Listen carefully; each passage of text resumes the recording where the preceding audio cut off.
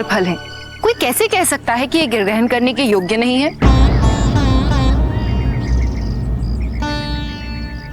सुंदरता से किसी वस्तु की योग्यता नहीं आंकी जा सकती। किंतु सुंदर को अयोग्य मानना भी तो उचित नहीं है ना। और मुझे तो ये अत्यंत स्वादिष्ट प्रतीत होते हैं। देखो, स्मरण रहे, यदि तुमने एक बार इसका सेवन किया तो तुम अपने आप को रोक नहीं पाओगे।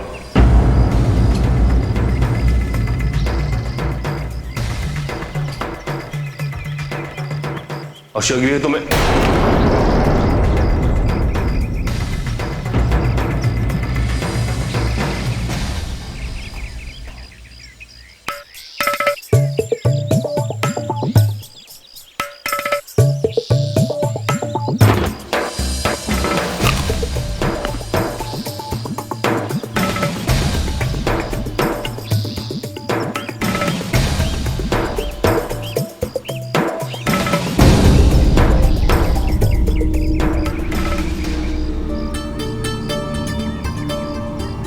अब जाकर मेरी शुदा शांत हुई और मुझ पर कोई संकट भी नहीं आया।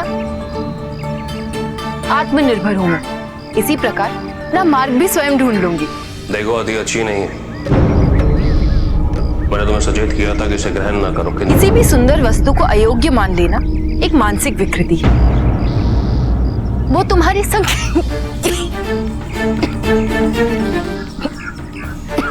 तुम्हारी सोच का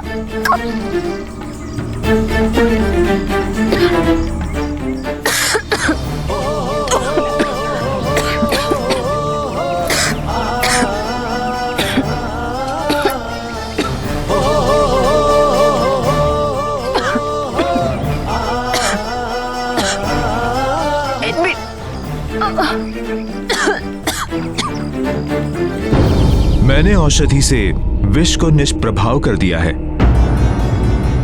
अब चिंता की कोई बात नहीं। अब मुझे आज्ञा दीजिए।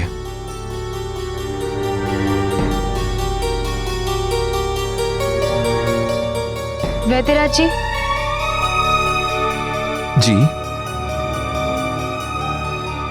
आपको आने में इतना विलंब हो रहा था कि मुझे लगा कि आज दीदी।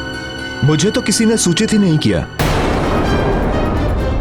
मैंने जब कोलाहल सुना कि दक्ष पुत्री को सर्प ने डस लिया है तो मैं स्वयं चला आया। किंतु मैंने तो मंत्री जी को भेजा था आपको बुलाने के लिए। मेरी तो उनसे भेंट ही नहीं हुई। अब मुझे आज्ञा दीजिए।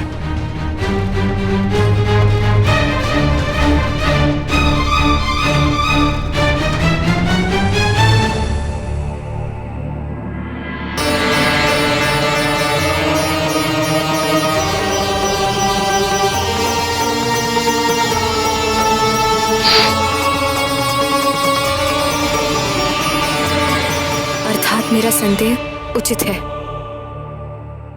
मुझे स्वयं ही पता लगाना होगा। सैनिक, सेवक, कोई है? आज्ञा करें। मंत्री को बुलाइए। जो आज्ञा।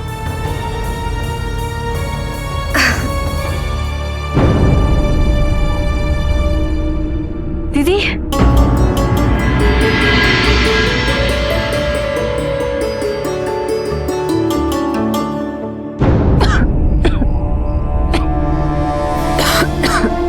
मुझे उसकी बात सुन लेनी चाहिए थी। वो इस वन को मुझसे अधिक समझता है, किंतु मैं उसकी बात पर विश्वास करती भी तो कैसे? वो कभी मेरी सहायता करता है, किंतु अब मेरे पास उसकी प्रतीक्षा करने के अतिरिक्त कोई विकल्प नहीं। उसने कहा था कि वो इसका उपाय करेगा, लौटेगा, किंतु मन ही मन प्रसन्न हो रहा होगा कि उसने मुझे नीचा दिखा दिया है। और संभव तो ये भी है कि वो लौटे ही नहीं। इसे ग्रहण करो।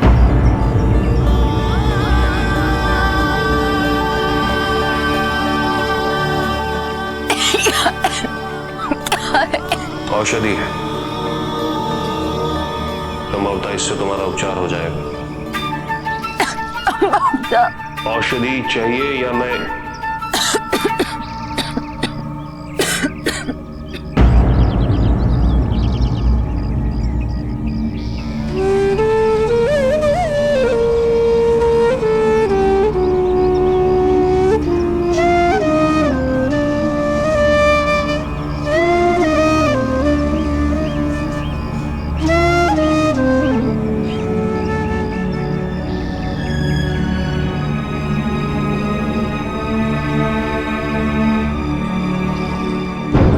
यदि अभी आभार प्रकट कर दिया तो इसे लगेगा कि मैं इस पर आश्रित हूं, और फिर ये मुझे यहां से बाहर निकालने में सहायता कभी नहीं करेगा।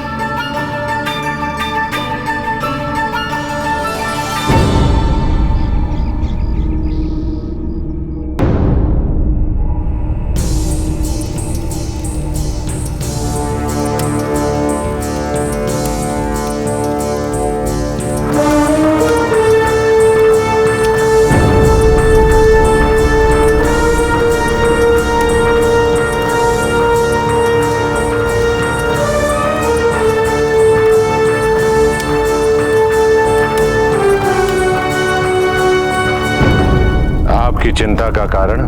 प्रजापति, देवताओं से सूचना प्राप्त हुई है कि वो काम इस समय अधिक सक्रिय हो गया है, बार बार कोई योजना बना रहा है और कश्यप,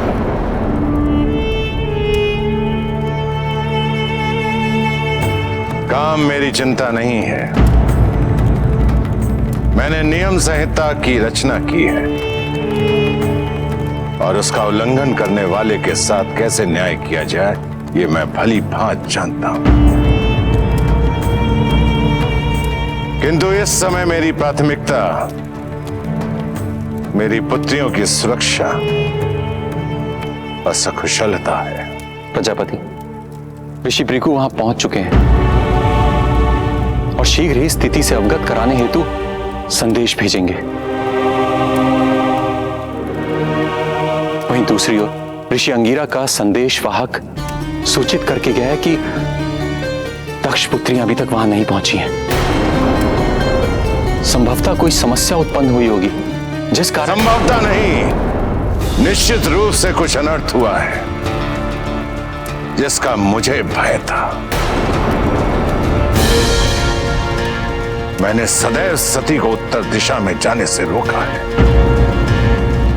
पहली बार मैंने उसे जाने दिया, यही मेरी सबसे बड़ी भूल थी।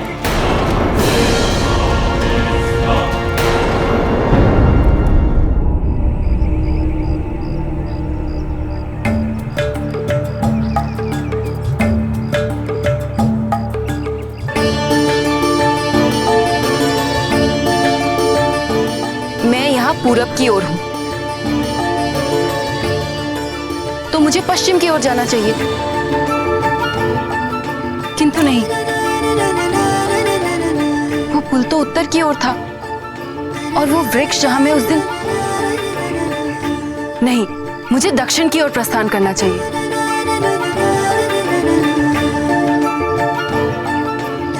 मैं क्या कर रही हूं? ऐसे तो मैं कहीं भी नहीं जा पाऊंगी, इस वन से कभी भी नहीं निकल पाऊंगी। अब मुझे उसी से पूछना होगा, और कोई उपाय भी तो नहीं है।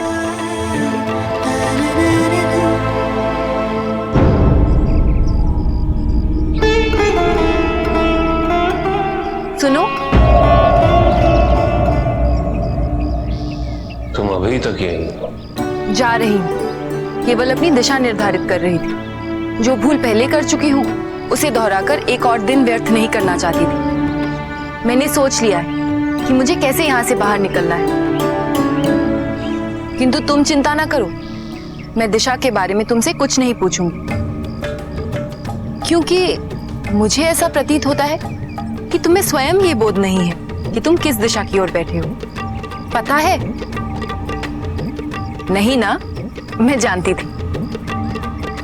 अपनी अज्ञानता को स्वीकार करना ही ज्ञान का मार्ग प्रशस्त कर सकता है।